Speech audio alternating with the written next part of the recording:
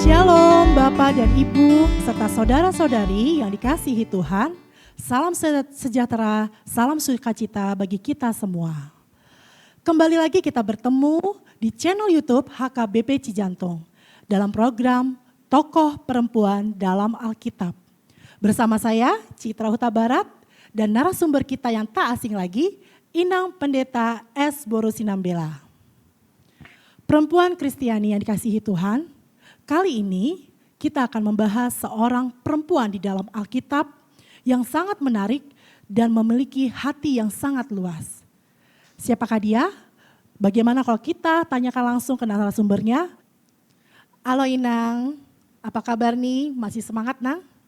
Kabar baik, tetap semangat. Tetap semangat ya Nang. Kali ini kita akan membahas seorang perempuan dalam Alkitab yang sangat menarik bernama Sarah. Inang, kira-kira siapa sih sebenarnya Sarah ini? Terima kasih Inang Citra atas pertanyaannya. Tokoh hari ini yang akan kita bahas adalah Sarah. Siapa Sarah? Sarah adalah istri Abraham. Sarah adalah ibu dari Ishak. Sarah sebelum dia bernama Sarah, dia adalah bernama Sarai. Dan Tuhan mengubah namanya menjadi Sarah. Dia seorang perempuan yang sangat-sangat cantik. Baik Inang, terima kasih buat penjelasannya. Nah Inang, apa sih yang menarik dari seorang Sarah dan kehidupannya? Hal yang menarik dari tokoh Sarah, yang pertama, Sarah sangat taat dengan suaminya. Ketika Tuhan menyuruh Abram untuk pergi meninggalkan tempat atau negerinya, Sarah mengikuti suaminya. Sarah mau meninggalkan tempat kelahirannya, negeri yang sudah membuat dia merasa nyaman, tetapi dia memilih untuk mengikut suaminya.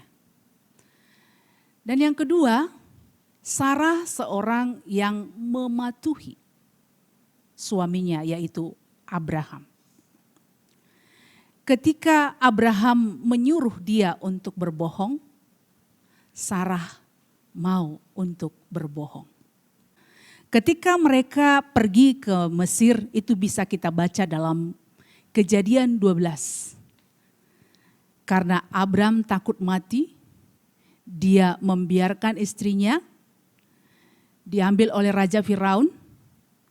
Abram mengorbankan Sarah demi keselamatan dirinya. Seharusnya Abram menjaga, melindungi Sarah.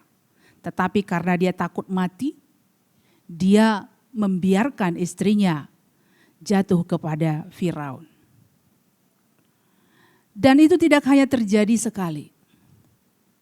Itu terjadi lagi kalau kita baca pada pasal Kejadian 20. Di situ kita melihat demi menyelamatkan dirinya, Abram juga membiarkan istrinya jatuh ke tangan Abimelek.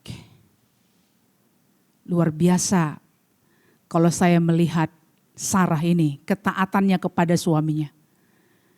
Dia mau melakukan walaupun dia harus berkorban demi keselamatan suaminya. Yang ketiga, Sarah seorang yang tidak sabar menunggu janji Tuhan. Sarah tidak memiliki anak. Seorang perempuan yang tidak memiliki anak itu adalah suatu pengalaman yang sangat-sangat menyakitkan. Dan itulah yang dialami oleh Sarah. Dalam Kejadian 12, Tuhan sudah mengatakan kepada Abram, aku akan menjadikan kamu menjadi bangsa yang besar. Dan kemudian perjanjian itu diulang lagi oleh Tuhan dan itu bisa kita lihat dalam Kejadian 15 ayat 5. Coba lihat ke langit, hitunglah bintang, jika engkau dapat menghitungnya, demikianlah banyaknya nanti keturunanmu. Tetapi Sarah tidak sabar menunggu. Sarah tidak sabar menunggu waktu Tuhan karena janji itu tidak terjadi. Karena itu dia menyuruh Abraham untuk mengambil hambanya, yaitu Hagar. Sarah mulai putus asa sehingga dia menyuruh Abraham untuk mengambil Hagar hambanya menjadi istrinya. Sarah mengatakan kepada Abram, Tuhan tidak memberikan aku anak. Karena penantian yang sudah sangat lama dan anak yang ditunggu-tunggu tidak juga datang, maka dia menyuruh Abram untuk mengambil Hagar menjadi istrinya. Sarah membuat caranya sendiri dan dia tidak mengikuti cara Allah. Lalu apa yang terjadi? Apakah persoalan selesai ketika Abram mengambil Hagar menjadi istrinya dan melahirkan seorang anak bagi mereka? Apakah masalahnya selesai ketika Hagar diambil oleh Abraham menjadi istrinya? Ternyata tidak. Sarah justru tidak bahagia dengan cara yang dia ambil. Sarah justru mendapat penghinaan dari Hagar. Begitu Hagar tahu bahwa dia mengandung anak Abram, dia menganggap rendah Sarah. Karena itu Sarah menyalahkan Abram dan dia berkata kepada Abram. Itu bisa kita lihat dalam Kejadian 16 ayat 5. Penghinaan yang kuderita ini adalah tanggung jawabmu. Akulah yang memberikan hambaku ke pangkuanmu. Tetapi baru saja ia tahu bahwa ia mengandung, ia memandang rendah aku. Tuhan kiranya yang menjadi hakim antara aku dan engkau. Itulah akibat kalau kita tidak sabar menunggu janji Tuhan. Sarah tidak sabar menunggu janji Tuhan sehingga dia melakukan dengan caranya sendiri yang justru sangat-sangat merugikan dirinya. Justru tidak mendatangkan kebahagiaan, tetapi dia menjadi menderita karena penghinaan dari Hagar. Tetapi walaupun Sarah dan Abram sudah mengambil cara mereka sendiri, tetapi janji Tuhan tetap akan terjadi. Tuhan kembali mengulang janjinya. Tuhan kembali mengingatkan janjinya bahwa Tuhan akan membuat Abram menjadi bangsa yang besar. Kembali Tuhan mengulang janjinya pada Kejadian 18 bahwa Sarah akan melahirkan seorang anak laki-laki. Sarah tertawa karena dia merasa dia sudah tua, tidak mungkin lagi bisa melahirkan seorang anak.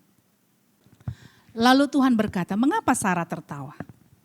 Sarah tertawa karena dia tidak percaya, karena dia sudah tua dan tidak mungkin lagi untuk melahirkan anak. Padahal tidak ada yang mustahil bagi Tuhan. Tuhan berkuasa untuk menjadikan segala sesuatu dan tidak ada yang tidak mungkin bagi Tuhan. Terima kasih Inang untuk penjelasannya. Bapak, Ibu, dan saudara-saudari, dari penjelasan Inang, sungguh menarik sekali tokoh Sarah ini. Dia sebagai seorang istri yang taat, seorang istri yang mau berkorban untuk suaminya.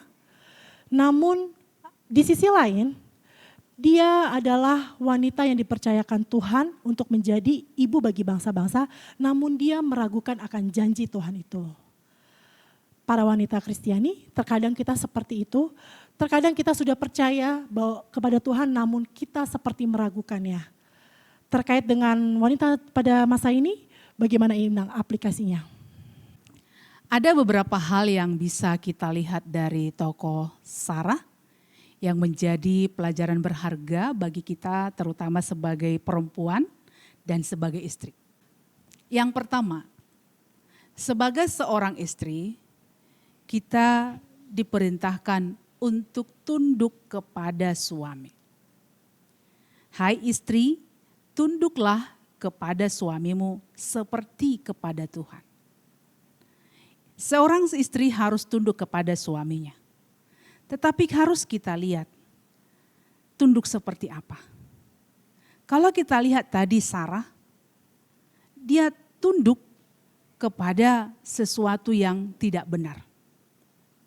Ketika dia disuruh berbohong dan dia akan dibiarkan untuk diambil oleh orang lain, dia mau. Nah, di sini dituntut sikap kritis dari kita sebagai seorang istri atau sebagai seorang perempuan. Menjadi tunduk bukan berarti tunduk yang membabi buta. Tunduklah ketika apa yang dikatakan oleh suami kepada kita adalah sesuatu yang benar dan tidak bertentangan dengan firman Tuhan. Tetapi ketika apa yang dikatakan oleh suami kita adalah hal yang bertentangan dengan firman Tuhan, tentu itu kita tidak boleh tunduk. Tunduklah kepada suami ketika suami mengatakan sesuatu yang berkenan kepada Tuhan. Tetapi ketika dia mengatakan supaya kita melakukan sesuatu yang tidak berkenan atau melanggar firman Tuhan, tentu kita tidak boleh untuk melakukannya. Ketaatan Sarah ketika dia disuruh untuk berbohong, itu tidak bisa untuk ditiru. Ketaatan Sarah mengikut suaminya itu sangat baik. Tetapi ketaatan Sarah ketika dia disuruh untuk berbohong, itu tidak pantas untuk ditiru. Segala yang baik, segala yang benar, yang dikatakan oleh suami kita, istri harus mendukung. Karena posisi kita adalah sebagai seorang penolong bagi dia. Tetapi ketika sesuatu yang dikatakannya atau yang disuruhnya adalah sesuatu yang salah, kita tidak perlu untuk melakukannya. Yang kedua, jangan cepat mengambil jalan pintas. Sabarlah menunggu waktunya Tuhan. Terkadang sesuatu yang kita sudah tunggu lama tetapi tidak kunjung juga kita dapatkan, membuat kita tergoda untuk mengambil cara kita sendiri. Jalan pintas yang menurut kita bisa dapat menyelesaikan masalah yang kita hadapi. Tapi dari sikap Sarah menghadapi masalahnya, di mana dia tidak sabar, dia mau instan, dia mau cepat mendapatkan keturunan, yang ada justru membuat dia semakin menderita. Dia tidak bahagia dengan cara yang dia lakukan.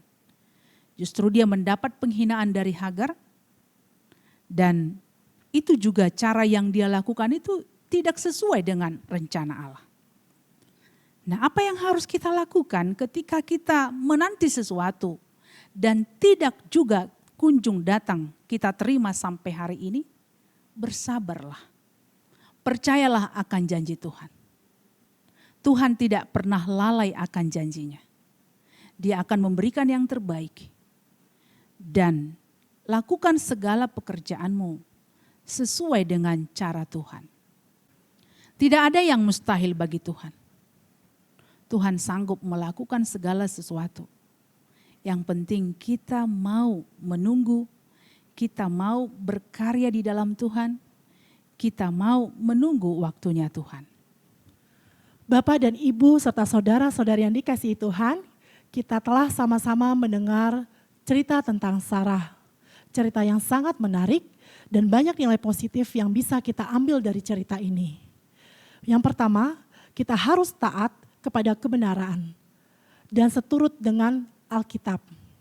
Dan yang kedua, kita harus sabar dalam menanti janji Tuhan. Karena janji Tuhan itu adalah pasti. Ambil nilai positif dari kisah Sarah ini dan jadilah bijak. Sampai ketemu lagi di Perempuan dalam Alkitab selanjutnya. Salam.